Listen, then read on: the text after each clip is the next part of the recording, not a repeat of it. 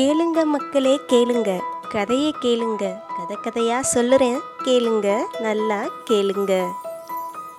வணக்கம், நான் உங்கள் ஸ்ரீ. போன பதிவோட முடிவில் நான் ஒரு குறள் சொல்லியிருப்பேன். அது என்ன குறள்னு கண்டுபிடிச்சிருப்பீங்கன்னு நினைக்கிறேன். வாங்க அதுக்கான கதை என்னன்னு பார்ப்போம். நீ கதை தலைப்பு என்னன்னா, தவறான சொல் துன்பத்தின் கதவு. தேவதத்தன் புத்தரின் மாமன் மகன். புத்தர் துறவியாகும் பொழுதே தேவதத்தன் அவருடன் சேர்ந்தே துறவியானவர். புத்தரின் புகழ் வளர வளர தேவதத்தனுக்குள் ஒரு உள்மனம் பொறாமை பெரிதாகிக்கிட்டே போனது. ஒருமுறை அரசர்கள் மகான்கள் கூடியிருந்த ஒரு மகா சங்கமம் ஒன்று நடைபெற்றது. அப்போது இந்த தேவதத்தன் என்ன பண்றான்னா, பல சபையோர்கள் கூடியிருக்கக்கூடிய இடம் இல்லையா, அந்த இடத்துல எழுந்து நின்று சத்தமாக புத்தரை நோக்கி கூறினார், நானும் புத்தருடன் சேர்ந்தே துறவியானவன். எனக்கும் அறிவிருக்கிறது. புத்தரை விட நானும் சிறந்த துறவிதான். அதனால் என்னை பிக்குகளின் தலைவராக நியமிக்க வேண்டும். அப்பொழுதுதான் உங்களை போன்ற புகழும் அதிகாரமும் எனக்கு கிடைக்கும் என்றான்.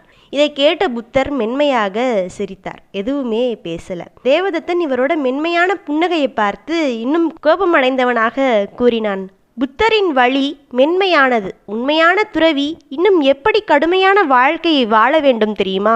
துறவி என்பவன் மரத்தில்தான் தூங்க வேண்டும், சமைத்த உணவை உண்ணவே கூடாது, யாரிடமும் யாசகம் பெறவே கூடாது, காட்டில்தான் வாழ வேண்டும், வாழ்வில் எந்த சுகத்தையுமே தவிர்க்க வேண்டும். இந்த ஒழுக்கத்தை புத்தரும் கைப்பற்றவில்லை, வரும் துறவிகளுக்கு போதிக்கவும் இல்லை. இதுதான் உங்களின் துறவு வாழ்க்கையா அப்படின்னு அவையோர்கள் முன்னால் கொஞ்சம் கூட எதையுமே யோசிக்காம கேட்டுட்டான். ஆனால் புத்தர் இதை கேட்டதும் சிரிக்கவும் இல்லை, கோபப்படவும் இல்லை. அவர் அமைதியாக சொல்கிறாரு, தேவதத்தா, ஒழுக்கம் என்பது உடல் துன்பத்தில் அல்ல, அது உள்ளத்தில் பின்பற்றப்படும் அமைதி. கடுமையான பாதை சில சமயங்களில் நான் தான் பெரியவன் என்ற ஆணவத்தை தரும். ஆனால் ஒரு மத்தியமான பாதை உண்மையான நெறியை பின்பற்ற வழிவகுக்கும் என்றார். இதை கேட்டதும் தேவதத்தனோட நெருக்கமாக இருக்கக்கூடிய சீடர்களும் புத்தரின் வார்த்தைகளில் இருக்க உண்மையை உணர்ந்து அவர் பக்கம் போயிட்டாங்க. தேவதத்தன் தனியாக்கப்பட்டார். கூடியிருந்த சபையினரும் இவரை கண்டு கொள்ளாமல் ஏளனமாக பார்த்துட்டு போயிட்டாங்க. அதாவது ஒரு சபையில் எப்படி பேசணுன்றது தேவதத்தனுக்கு தெரியல இல்லையா, அதனால் அவர் எதிர்பார்த்த புகழும் கிடைக்கல, அதிகாரமும் வரலை. கடுமையாக ஆத்திரமடைந்தார் இந்த தேவதத்தன். புத்தரை நேராக கொல்லவே முடிவு செய்து விட்டார். ஒருமுறை புத்தர் செல்லும் பாதையில் ஒரு மதம் பிடித்த முட்டாள் யானையை ஏவி விட்டு புத்தரை கொல்ல முயற்சி செய்கிறார். ஆனால் அந்த மதம் பிடித்த யானை புத்தரை பார்த்ததும் அவர் புன்னகையை பார்த்து சாந்தமடைந்தது. அடுத்த முறை மலை மேலிருந்து பெரிய பாறையை உருட்டு விடுகிறார். அது புத்தரின் பாதத்தில் பட்டு சிறிய காயமடைந்தார். ஆனால் உயிர் தப்பினார் புத்தர். பின்னொரு முறை கூலிக்காரர்களை ஏவி புத்தரை இழிவாக பேச செய்தார். ஆனால் அவர்கள் புத்தரை பார்த்ததும் மனம் மாறி அவரின் பிக்குகளாகவே மாறிவிட்டனர். புத்தரின் அமைதி பல மனங்களை மாற்றியது. காலம் செல்ல செல்ல தேவதத்தன் தன்னோட தவற உணர்ந்து தனிமையிலேயே இருந்தார். வயதும் நோயும் வந்தபோது புத்தரை சந்தித்து மன்னிப்பு கேட்கவும் வந்தார். ஆனால் வரும் வழியில் பூமி பிளந்து அவர் அதில் விழுந்து மறைந்து விட்டார் அப்படின்னு சொல்லப்படுது.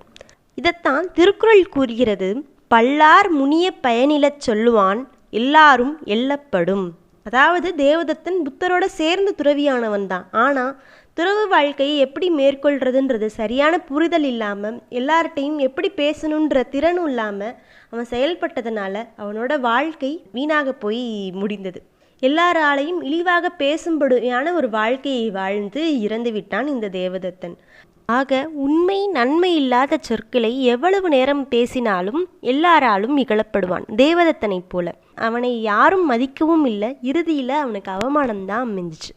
அதனால்தான் எங்கு எப்போது யாரிடம் என்ன பேச வேண்டும் என்பதனை உணர்ந்து செயல்பட்டால் வாழ்வு சிறக்கும். நம்ம அடுத்ததைக்கான குறள் அறங்கூறான் அப்படின்னு ஆரம்பிக்கக்கூடிய குறள். அது என்ன குறள்னு கண்டுபிடிச்சா கமெண்ட்ஸில் சொல்லுங்கள். நான் அதுக்கான ஒரு கதையோடு வரேன்.